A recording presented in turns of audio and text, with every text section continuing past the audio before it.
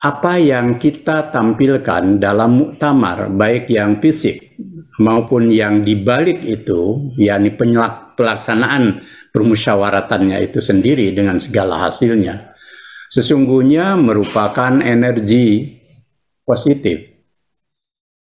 Bisa energi lama yang diperbaharui, bisa juga menjadi atau ada energi baru yang itu merupakan satu kekuatan yang hidup dan menyatu dengan DNA-nya Muhammadiyah.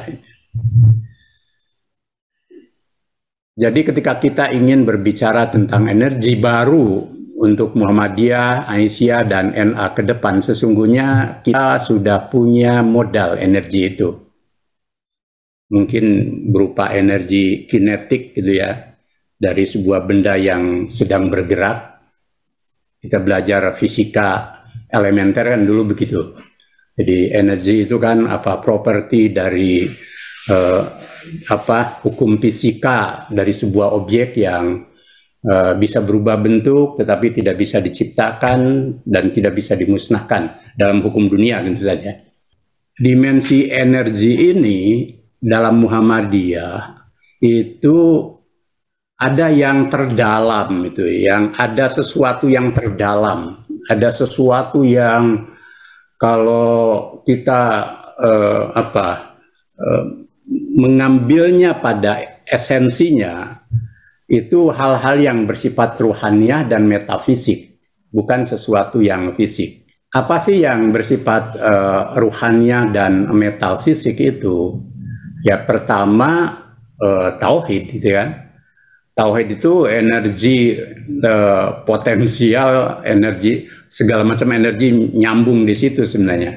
Bahkan Nabi bisa Isra dan Mi'raj itu ya ada dimensi tauhidnya kan sampai ke Sidratul Muntaha.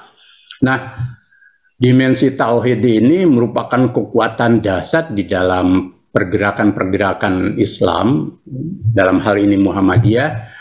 Hanya bedanya bahwa dalam Muhammadiyah itu tauhid itu tidak dibiarkan menjadi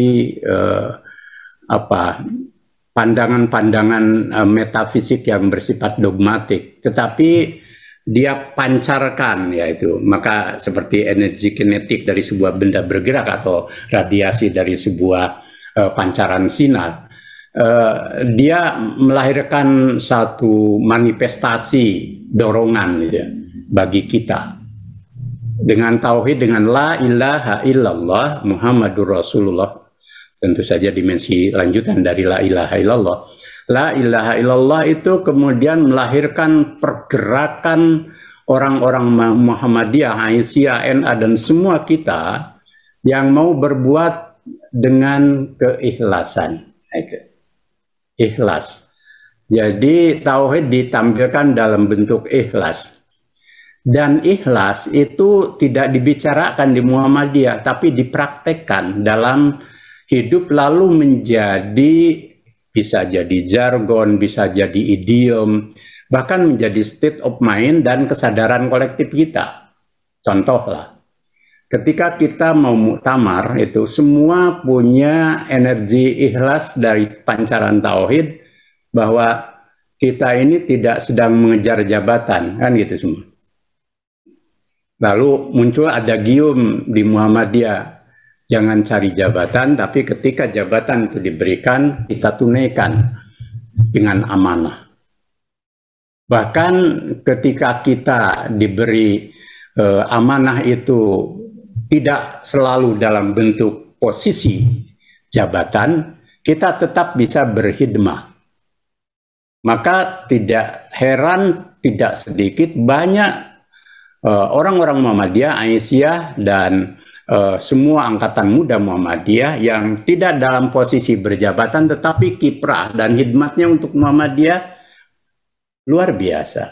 Nah, itulah energi ruhaniyah yang hidup, dan ya ini sifatnya ya punya kekuatan abadi dalam hukum duniawi dan sunatullah yang kokoh dan tidak bisa terkalahkan oleh apapun.